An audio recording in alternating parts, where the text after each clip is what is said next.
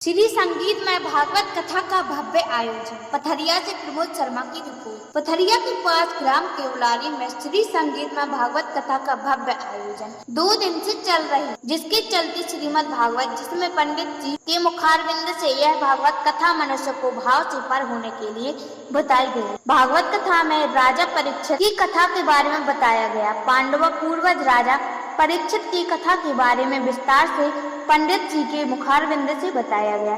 किस प्रकार कलयुग से भाव सागर से पार होना है, तो राधे कृष्ण राम नाम का सहारा लेना होगा। साथ ही राजा परीक्षित ने सुखदेव महाराज पूछा, जिसकी सप्तम दिवस में मृत्यु होना है, उसको कौन सा उपाय करना चाहिए। राजा परीक्षित को एक समुख ऋषि के द्वारा सप्तम दिवस में तक्षक नाम सर्प के द्वारा राजा परीक्षित की मृत्यु होनी। इसके कारण राजा परीक्षित भयभीत होकर अपने घर आए और सुखदेव जी से अपनी मृत्यु का उपाय पूछा कि हमारी मृत्यु 1 सप्ताह के अंदर होनी है, उसका उपाय बताइए।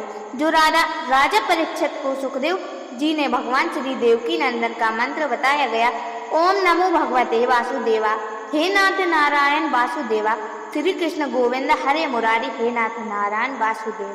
इस मंत्र का जाप करने से आपकी मृत्यु टल सकती है। साथ ही श्रीमद् भागवत कथा बताई गई। इस प्रकार की भागवत कथा के बारे में पंडित बनारस पधारे पंडित नीलेश तिवारी जी शास्त्री के मुखारविंद से यह भागवत कथा का उच्चारण किया जा रहा है। श्री भागवत कथा स्थल बांग्ला हनुमान जी के पास, ग्राम केवलारी, पथरी। पूरी विद्या सिखाना। जब गुरुदेव ने पढ़ाया तो क्लास में पढ़ता और अपने कमरे में जाकर सब बच्चों से कहता है